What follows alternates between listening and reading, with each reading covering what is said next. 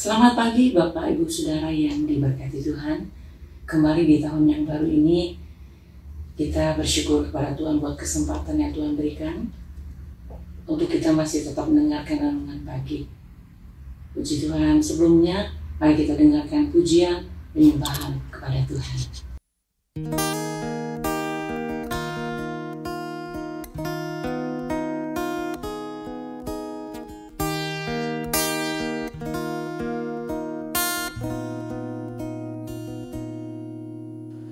Lord, I thirst for you, and I long to be in your presence. My soul will wait on you. Father, draw me nearer, draw me nearer to the beauty of your holiness. I will wait for you, Almighty God, in the beauty of your holiness. I will worship you, Almighty God, in the beauty of your holiness. Katakan, Tuhanku rindu. Tuhanku rindu masuk dalam hadirat-Mu. Jiwaku menanti, bawaku mendekat kepadamu dalam kemuliaan yang kudus. Ku nanti Engkau, Allah kuasa, dalam kemuliaan yang kudus. Ku sembah Engkau, Allah kuasa, dalam kemuliaan yang kudus. Katakan, ku nanti Engkau Tuhan, ku nanti Engkau, Allah kuasa, dalam kemuliaan yang kudus. Ku sembah Engkau, Allah kuasa, dalam kemuliaan yang kudus, dalam kemuliaan yang kudus, oh, dalam kemuliaan yang kudus.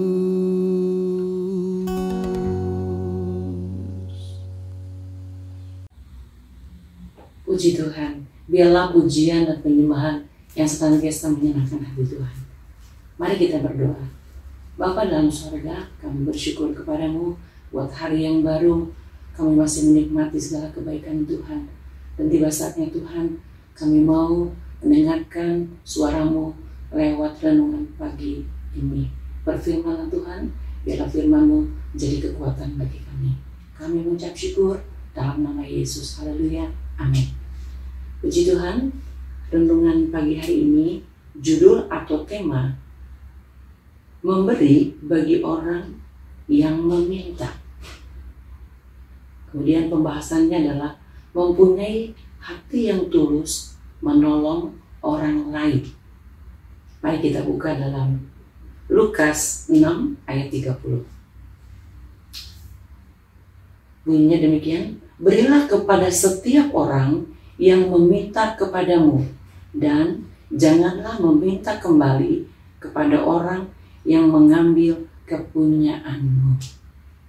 Pagi hari ini firman Tuhan mengajar kita untuk memberi. Ya, kenapa Tuhan ajarkan kita untuk memberi? Di ayat yang ke-30, berilah kepada setiap orang yang meminta. Kenapa Tuhan ajarkan ini? Untuk kita belajar memberi. Karena Allah itu kasih. Karena kasihnya, dia memberikan nyawanya buat saya dan saudara. Terus sebabnya dia mengajar saat pagi hari ini, berilah kepada setiap orang yang meminta. Saya katakan tidak mudah untuk melakukan hal ini. Berilah kepada setiap orang yang meminta. Artinya ketika orang itu meminta sesuatu dari kita, firman Tuhan katakan berilah atau kasih. Berilah kepada orang itu. Dan tidak mudah untuk memberikan hal itu, khususnya bagi orang yang tidak kita kenal. Tetapi Alkitab katakan berilah kepada setiap orang. Berarti bukan orang yang kita kenal saja, bukan dari kalangan saudara, suami, anak, istri, tetapi setiap orang. Berarti kepada siapa saja kita belajar untuk memberi. Berilah kepada setiap orang yang meminta kepadamu. Dalam satu Alkitab ada contoh yang kita tahu adalah Abraham, ya, dalam Kejadian 22 ayat yang ke-1, di mana Abraham Allah minta anaknya yang sulung atau yang tunggal dipersembahkan kepada Tuhan. Abraham ini adalah orang yang boleh dikatakan orang yang taat kepada Tuhan. Dia bergaul karib dengan Tuhan. Dia tahu betul pribadi Allah seperti apa karena kedekatannya. Kenapa? Dia selalu membuat satu mezbah bakaran kepada Tuhan. Itulah yang membuat dia tahu betul apa yang menjadi keinginan Tuhan. Dia selalu memberikan persembahan kepada Tuhan yang menyenangkan hati Tuhan. Artinya dia selalu ada komunikasi dengan Tuhan. Allah bicara kepada Abraham. Dia meminta anaknya untuk apa? Dipersembahkan kepada Tuhan. Apakah pada waktu itu Abraham berkata, Tuhan, jangan anak saya deh. Ini kan dari Tuhan. Kok Tuhan ambil lagi? Tetapi itulah sifat atau karakter dari Abraham. Dia selalu taat. Apa yang Tuhan katakan, dia selalu lakukan. Ada kata-kata seperti ini.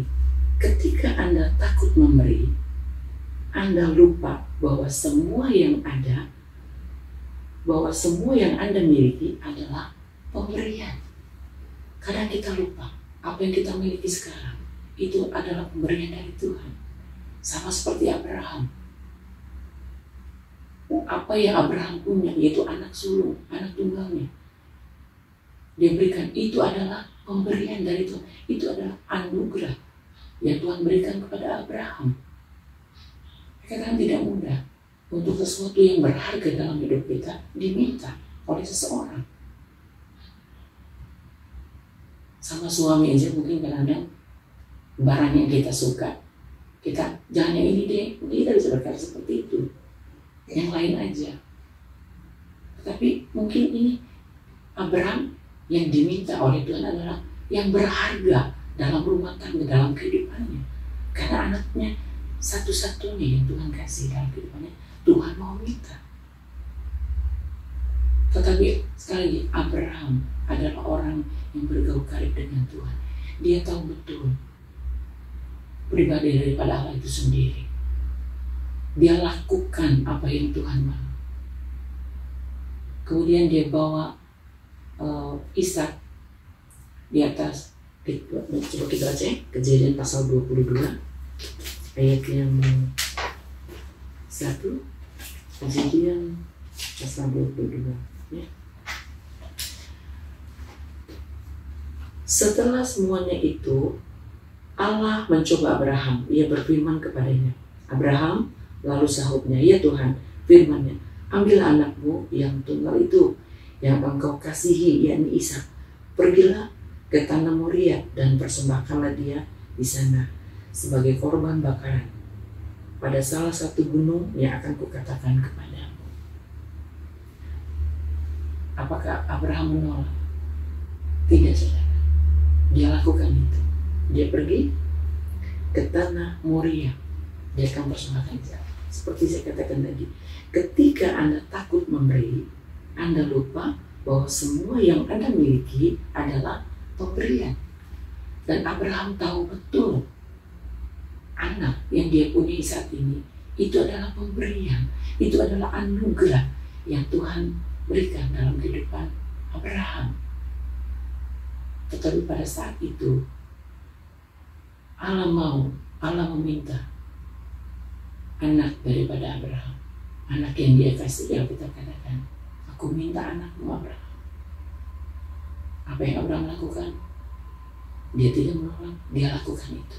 Dia bawa Ishak ke atas. Kemudian kayu bakar disusun sama dengan bujangnya. Sebagai orang tua tentu mempunyai perasaan nggak tega, sedih.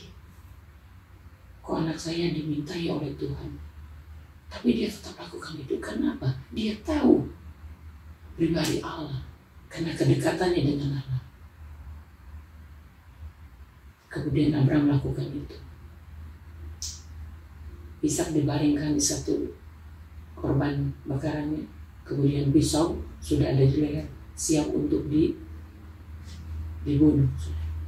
Tetapi pada waktu mau dibunuh, malaikat Tuhan katakan, "Abraham, Abraham." Mungkin sekarang, "Stop Abraham. Aku tahu seberapa engkau mengasihi aku."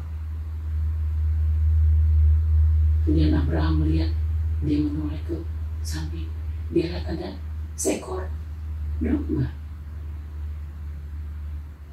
Jadi kita melihat di sini bahwa kadang-kadang Allah izinkan itu dalam kehidupan kita. Sepertinya Tuhan gak adil. Kenapa harus ini Tuhan? Mungkin ini barang berharga saya loh Tuhan. Kenapa Tuhan minta? Di sana letak seberapa besar iman kita kepada Tuhan. Tuhan ingin tahu isi hati kita. Apakah kita benar-benar mengasihi Tuhan seperti Abraham? Di ayat yang ke-30 ini, "Berilah kepada setiap orang yang meminta kepadamu." Bukan berarti kita memberi kepada orang yang telah memberi kepada kita. Bukan, saudara. Itu namanya balas budi. Karena orang itu sudah memberi kepada saya harus memberi kepada dia karena dia sudah baik kepada saya. Tidak, saudara. Tapi kita katakan, berilah kepada setiap orang. Jadi kepada siapapun kita harus belajar memberi. Dan saat pagi hari ini kita mau belajar kepada firman Tuhan. Memang sulit untuk kita lakukan, tapi kita mau belajar bahwa apa yang kita miliki saat ini adalah sebuah pemberian, adalah anugerah yang Tuhan berikan dalam kehidupan saya dan saudara. Dibutuhkan ketulusan hati, dibutuhkan keikhlasan. Dan Abraham pada saat dia mau menghabisi nyawa anaknya sendiri, Ishak, dibutuhkan apa? Kerelaan, keikhlasan yang terdalam, kemudian ketulusan hatinya bahwa saya harus lakukan ini untuk Tuhan. Dan saat pagi hari ini Tuhan juga mau, kalau Tuhan meminta saat ini dalam mungkin tidak berbentuk korban yang seperti Abraham lakukan, tapi Tuhan mau, dia meminta hidupmu dan hidupku. Apa yang kita bisa berikan kepada Tuhan? Korban yang terbaik bagi Tuhan. Puji Tuhan, berikanlah yang terbaik bagi Tuhan. Haleluya. Puji Tuhan. Biarlah firman Tuhan mengingatkan kita untuk selalu kita memberikan yang terbaik bagi Tuhan dan kepada sesama. Demikian renungan firman Tuhan. Mari kita berdoa. Bapa dalam surga, kami mengucap syukur. Terima kasih Tuhan buat renungan-Mu saat pagi hari ini telah mengingatkan kami untuk kami belajar memberi kepada siapapun dengan hati yang tulus, dengan hati yang ikhlas. Ajar kami Tuhan untuk kami dapat lakukan itu. Biarlah firman dan Roh Kudus yang akan memampukan kami untuk kami lakukan apa yang Tuhan mau dalam hidup kami. Terima kasih Tuhan, dan kami yakin sepanjang hari ini segala aktivitas kami ditolong dan diberkati oleh Tuhan. Kami mengucap syukur. Ini doa kami Tuhan, dalam nama Tuhan Yesus Kristus. Haleluya. Amin. Tuhan Yesus memberkati. Di dalam Yesus